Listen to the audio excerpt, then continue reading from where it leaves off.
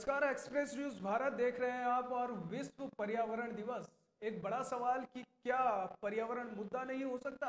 क्यों नहीं हो सकता? बिल्कुल हो सकता है। आज 5 जून है और आज का दिन विश्व पर्यावरण को समर्पित है। मैं हूं आपके साथ Arshad Khan, time for nature, यही आज हमारा मुद्दा है। और आज इस पर हम बहस भी करेंगे, चर्चा भी करेंगे पर्यावरण को लेकर के। और इस बार विश्व पर्यावरण दिवस की ये थीम भी है। मेरे साथ मेरे दोनों मेहमान जुड़ चुके हैं। बहुत स्वागत है आपका। ताबिश मिर्जा जी बिजनौर से मेरे साथ सीधा जुड़ चुके हैं, और सईद भाई आपका भी बहुत बहुत स्वागत है, राजस्थान से मेरे साथ सीधा जुड़ चुके हैं।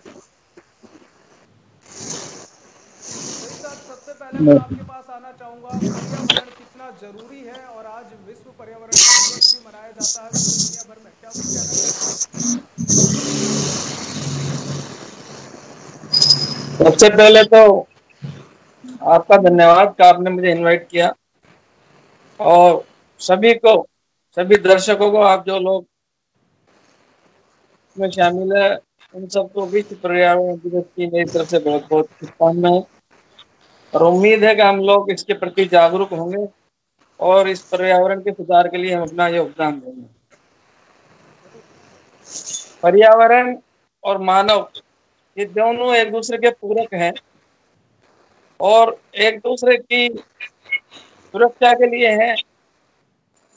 जब से आबादी बढ़ने का कार्य चला है और औद्योगिक विकास और शहरों का विकास हुआ है, लोगों का ध्यान पर्यावरण से बिल्कुल हटा है।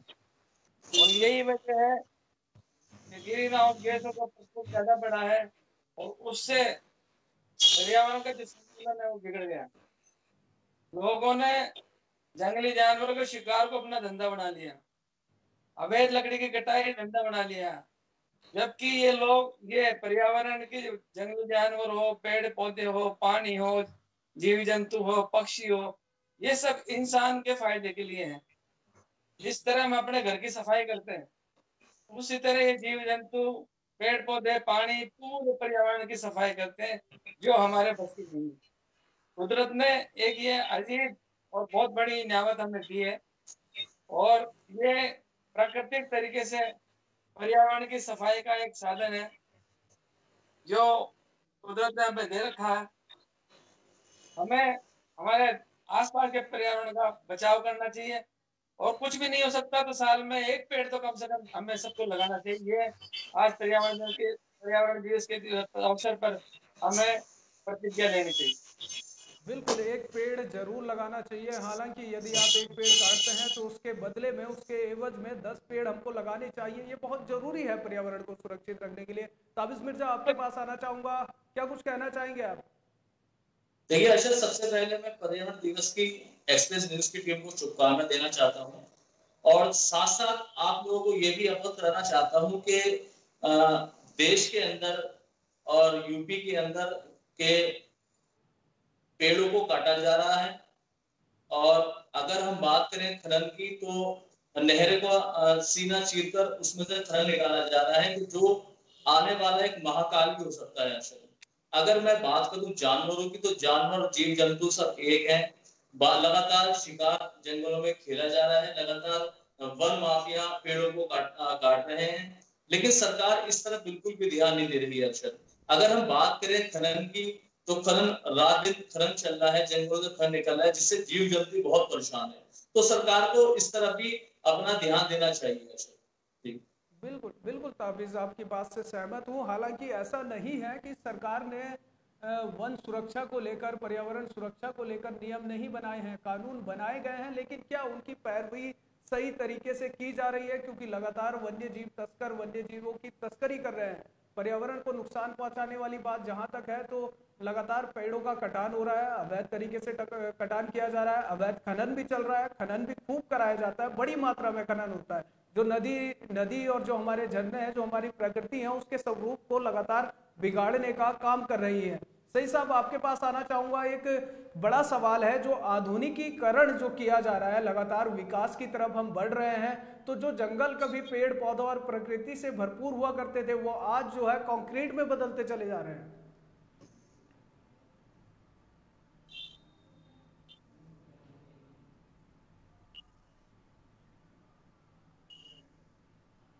आवाज मिल रही है सही साहब आपको? हाँ, जी। बिल्कुल बिल्कुल। ये औद्योगिक विकास और शहरों के विकास में ये चीज हम भूल चुके हैं। और सरकारें जितना प्रयास करना चाहिए वो प्रयास नहीं करती हैं। सरकारों का ध्यान उन कामों पर अधिक होता है जहाँ इनको कमीशन से कमाई होती है। बड़े बड़े प्रोजेक्ट बेमतलब के ये लोग बना लेते हैं, लेकिन इंसान के फायदे की चीजें, चाहे वो पेड़ हो, अस्पताल हो, शिक्षा के केंद्र, उनको ये लोग ज्यादा ध्यान नहीं देते हैं।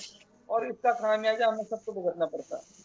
सरकार के बिल्कुल। साथ हमारी भी जागरूकता इसमें होनी चाहिए। अकेले सरकार के भरोसे हम छोड़ दें तो भी ये चीज संभव नहीं है कि हम पर्यावरण में अपना योगदान दें। हमें भी बढ़ चढ़ कर सरकार को भी मजबूर करना चाहिए और खुद भी अच्छे प्रयास करके ज्यादा पेड़ पौधे लगाने चाहिए और पर्यावरण का संरक्षण करना चाहिए।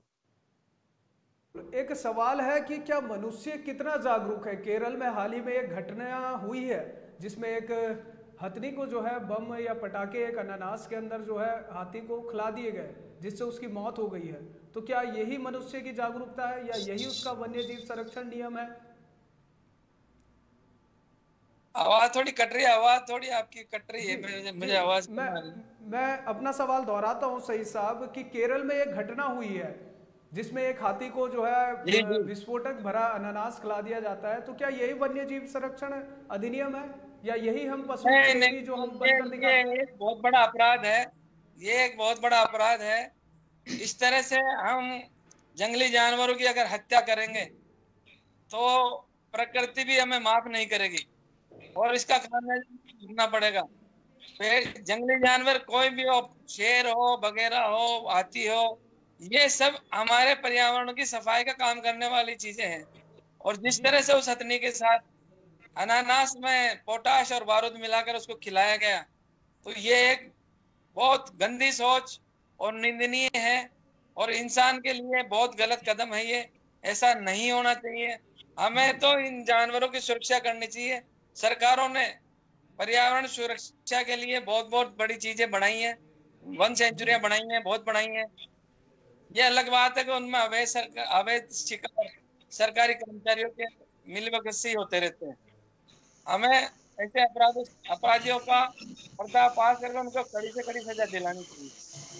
बिल्कुल। ताबिज मिर्जा, इंसानों की जागरूकता पर, मनुष्यों की जागरूकता पर बड़े सवाल यहाँ पर उठ रहे हैं, क्योंकि ये पहली बार नहीं हुआ। इससे पहले भी कई बार ऐसी घटनाएं सामने आई हैं जहाँ पर पशुओं का प्रयोग करता दिखाई दिया है इंसान अपने फायदे के लिए। चाहे आप सर्कस में पशुओं का प्रयोग देख लो या उनको पालतू बनाकर अपने घर की पैरवी कराना देख लो। उतना ख्याल रख पाता है क्या? इतना अब इस्तेमाल करने लगा है इंसान एक पशु को, एक जंगली पशु को। देखिए अरशद, मैं आपको लगातार बताता चलूं कि पशु जो एक पालने के लिए पशु नहीं होते, क्योंकि लोग आजकल में आप देख रहे होंगे कि पिंजरे के अंदर चिड़िया और पक्षियों को बंद कर लेते हैं। वो एक गलत चीज है, क्योंकि उन्हें भी एक खुली हवा चाहिए, उन्हें भी एक पूरा परिवर्तन देखना चाहिए अरशद। तो सबसे मेन चीज मैं सबसे अपील ये करना चाहूंगा कि जो भी घरों के अंदर जानवर या पक्षी पाला है, पिंजरों में पक्षी पाला है, तो लोग बाग उनकी बदुआ लग रहे हैं, तो उनको आजाद करना चाहिए अरशद, क्योंकि उनको अपना भी जीवन देखना है, जीवन के साथ साथ अपनी भी जिंदगी उनको बितानी है अरशद। जी। आपका रुख मैं देश में, प्रदेश में चलती हुई फैक्ट्रियों की तरफ भी करना चाहूँगा। बड़े बड़े होटल्स और जो ये बड़े बड़े इंडस्ट्रियल्स एरिया हैं उनकी तरफ मैं आपका रुख करना चाहूँगा, जिनकी वजह से प्रदूषण हो रहा है, जल प्रदूषण हो रहा है, वायु प्रदूषण हो रहा है और बेशुमार मात्रा में हो रहा है। देखिए अरशद, अवैध रूप से जो फैक्ट्री चल रही है, और मैं सरकार से भी फिर दोबारा अपील करना चाहूंगा कि जो फैक्ट्री अवैध रूप से चल रही है उनको गंदा पानी नहरों में जाता है, और वो गंदा पानी गंगा जी को, बदबूदार गंगा जी को बहाना चाहता है। लेकिन सरकार का एक अच्छा कदम हमने पीछे देखा था अरशद, कि गंगा की लगातार सफाई चल रही थी।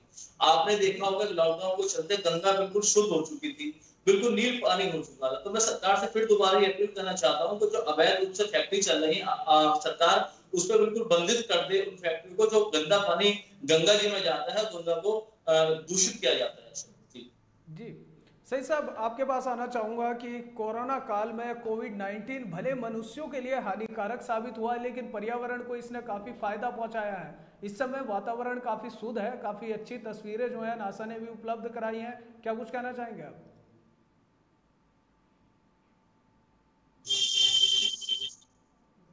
पर्यावरण के लिए ये जो लॉकडाउन है बहुत ही अमृत साबित हुआ है, और ये हमें बताना चाह रहा है कि हमें हर जगह जिस तरह व्रत रखते हैं, हम रमजान रखते हैं 1 महीने का, और वो बॉडी के लिए हमारे लिए बहुत अच्छा साबित होता है, इसी तरह हमें पर्यावरण के लिए भी ये लॉकडाउन किसी न किसी रूप में, चाहे तो व्हीकल के ऑर्डर इवन के रूप में, चाहे तो कुछ छुट्टियां कर कर ये अपनाना चाहिए। आपने देखा कि पिछले ये लॉकडाउन का जो 2 महीने का पीरियड गया, इसमें पर्यावरण इतना शुद्ध हुआ है बिना किसी खर्चे के, और ये संभव इसीलिए हुआ कि उद्योग धंधे बनते, व्हीकल नहीं चल रहे थे, और जितना भी जो खनन था वो नहीं हो रहा, तो उसकी वजह से ये सारी चीजें ऐसी शुद्ध हुई कि हमें सांस लेने में अलग ही एक खुशी महसूस हुई। और ये संभव है कि हम साल में कुछ दिन निश्चित करें, इस 15 दिन 20 दिन महीने भर के हम छुट्टियां करेंगे, और वो पूरे इंडिया में हो, पूरे इंडिया में नहीं अगर पूरे विश्व में भी हो, तो विश्व का पर्यावरण बहुत कम खर्चा ना करके भी सुधर सकता। जितना बजट हमारा पर्यावरण के लिए होता है, अगर उतना बजट गरीब लोगों को देकर हम छुट्टियां करा दें तो वो बहुत बड़ा काम करेगा। जी, सरकार के स्टैंड की तरफ मैं आपका रुख करना चाहूंगा। सरकार आखिर क्यों ऐसा स्टैंड नहीं लेती है? क्योंकि लॉकडाउन यदि खुल जाएगा तो फिर से सारे उद्योग धंधे शुरू हो जाएंगे, फिर से पब्लिक सड़कों पर होगी, व्हीकल्स भारी मात्रा में चलेगी, और इसका जीता जाता उदाहरण जो है वो दिल्ली का है। दिल्ली एनसीआर में हर वर्ष जो है इतना पोल्यूशन हो जाता है कि इस बार लोगों को ऑक्सीजन जो है वो खरीद के जो है लेनी पड़ी। तो आखिर कब सरकार इसकी तरफ ध्यान देगी, पर्यावरण की तरफ कोई ठोस कदम उठाएगी? सरकारों का इन चीजों पर ध्यान है ही नहीं ना। मैंने आपको पहले भी कहा, सरकारों का ध्यान तो वहां है जहाँ मोटी कमाई होती है। 3000 करोड़ की मूर्ति लगा दी जाती है गुजरात में, 8000 करोड़ का विस्टा प्रोग्राम आ रहा है, नई संसद बन रही है, बड़े बड़े और प्रोजेक्ट आ रहे हैं, लेकिन ऐसे जो पर्यावरण के प्रोजेक्ट हैं या है उनमें कोई सरकार का ध्यान नहीं है। गंगा सफाई के लिए 18,000 करोड़ का बजट था, और वो बजट कहाँ गया? गंगा 1% भी साफ नहीं हुई। तो सरकार का अगर बजट भी होगा ना तो उसका कोई रिजल्ट मुझे नहीं लगता आएगा। तो सरकार के प्रयास जो होते हैं वो कमीशन पर ज्यादा होते हैं, बजाय इसके क्या धरातल पर उसका कोई काम नजर आए। जनता का इसमें सहयोग होना चाहिए कि जनता ही मजबूर करे हमारे जनप्रतिनिधियों को, वो पर्यावरण का जितना खर्चा हो वो उसको करवाए।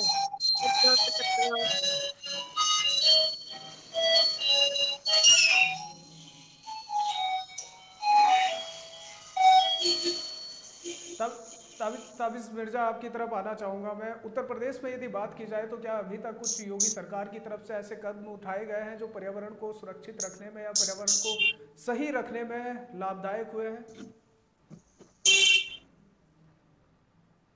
देखिए अर्शद, मैं आपको बताता चलूं कि सरकार जो अभी लॉकडाउन को लेकर, जो लॉकडाउन चल रहा था, कोविड-19 को लेकर चल रहा था, आपने बिल्कुल मौसम देखा होगा कि मौसम किस तरह चेंज हो रहा है। अगर ज्यादा गर्मी पड़ती है तो गर्मी के साथ साथ मानसून एकदम आता है, बारिश पड़ जाती है, लेकिन मौसम एक सा मतलब बिल्कुल मौसम हो रहा है कि ना ठंडे ना गर्मी। तो एक ये प्रदूषण का मामला है कि लॉकडाउन को चलते ना तो कोई वाहन चल रहा है ना कुछ चल रहा है, इसलिए प्रदूषण बिल्कुल साफ है। जहाँ वाहन और फैक्ट्री चलने शुरू हो जाएंगी वहां पे गर्मी भी बढ़ेगी और लगातार बीमारी बढ़नी शुरू होगी। जी बिल्कुल। ताबिज़ में एक स्पेशल रिपोर्ट आपको हम दिखाना चाहते हैं जिसमें आखिर क्यों विश्व पर्यावरण दिवस को मनाया गया, कब से मनाया जा रहा है, और क्यों इसकी ज़रूरत पड़ी, कब ये पहला सम्मेलन हुआ था, तब से लेकर आज तक जो है 5 जून के दिन को विश्व पर्यावरण के दिवस के रूप में मनाया जाता है। देखिए हमारी आप ये स्पेशल रिपोर्ट।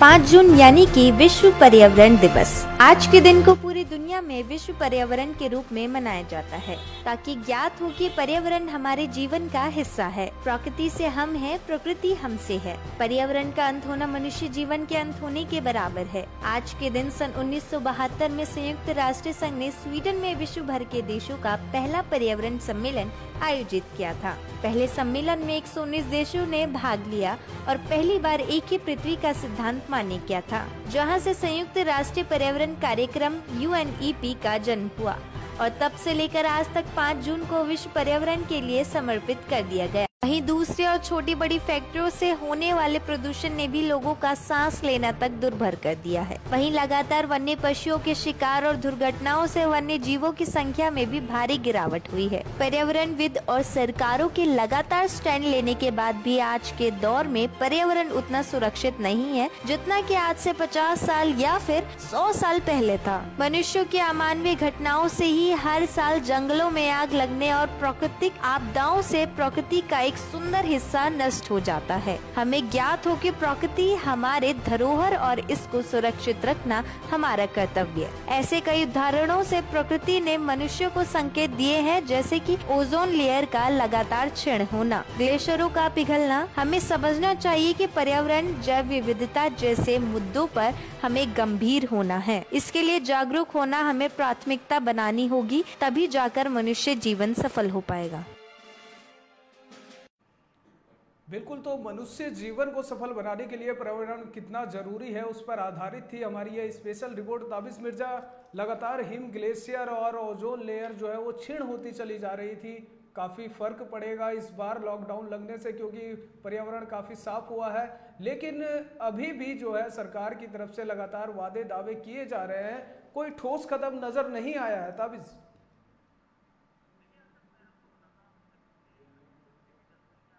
भारत के अंदर बढ़ती रहेगी और पर्यावरण वही साफ होता जाएगा, पेड़ काटे जाएंगे। कुछ घर बनाने के लिए भी जगह चाहिए, तो आदमी आजकल जंगलों में अपना जीवन व्यतीत करने में लगा है, जिसके जीवन व्यतीत के साथ जंगलों की लगातार सफाई हो रही है। तो एक बहुत मुश्किल भरा समय आने वाला है भारत के लिए। अगर लगातार जनसंख्या बढ़ती रहेगी भारत के अंदर, तो पेड़ तो ऑटोमेटिक अपना करते रहेंगे, जिससे चलते कि एक प्राकृतिक को बहुत बड़ा संकट आने वाला है। जी बिल्कुल सही साहब, आपके पास मैं आना चाहूँगा कि आखिर सरकार को ऐसे क्या कदम उठाने चाहिए लोगों की जागरूकता के अनुरूप जो पर्यावरण सुरक्षित रह सके, क्योंकि जनसंख्या का लगातार बढ़ना, जनसंख्या बढ़ोतरी, जनसंख्या प्रदूषण भी इसको कह सकते हैं, वो बहुत तेजी से बढ़ रहा है और लगातार पर्यावरण को नुकसान पहुंचा रहा है।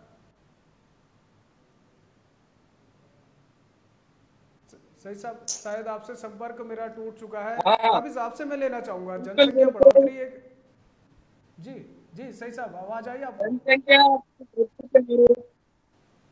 पर्यावरण पर कम ध्यान है।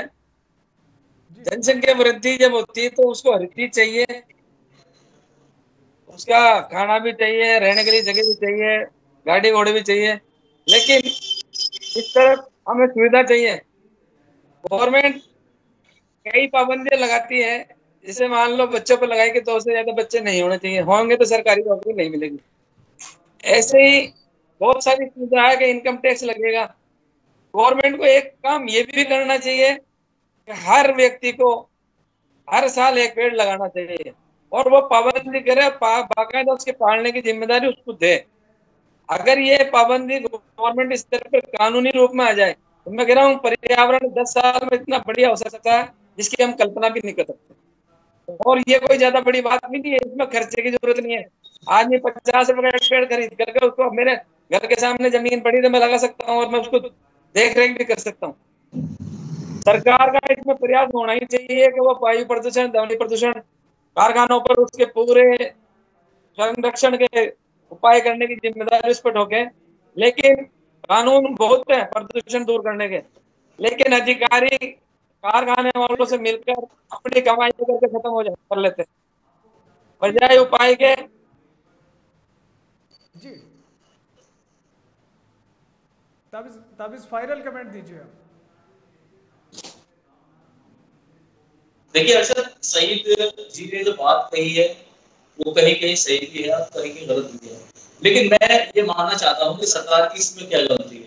सरकार तो आम जनता को लगातार जागरूक कर रही है, पेड़ों के बारे में लगाने के लिए बार बार अपील कर रही है, लोग बाग पेड़ भी काट रहे हैं, लेकिन सरकार के साथ साथ जो नीचे तबके के जो लोग बैठे हैं वो वन माफियों के साथ जंगल कटाने में लगे हुए हैं। लेकिन मैं उनसे दोबारा यही अपील करना चाहता हूँ कि वो जंगल को रोकें और पर्यावरण को बचाने की कोशिश कर रहे हैं। जी ठीक है, बहुत बहुत शुक्रिया मेरे दोनों मेहमानों का मेरे साथ। ताबिज़ मिर्जा शुक्रिया आपका, सईद साहब आपका भी बहुत बहुत शुक्रिया।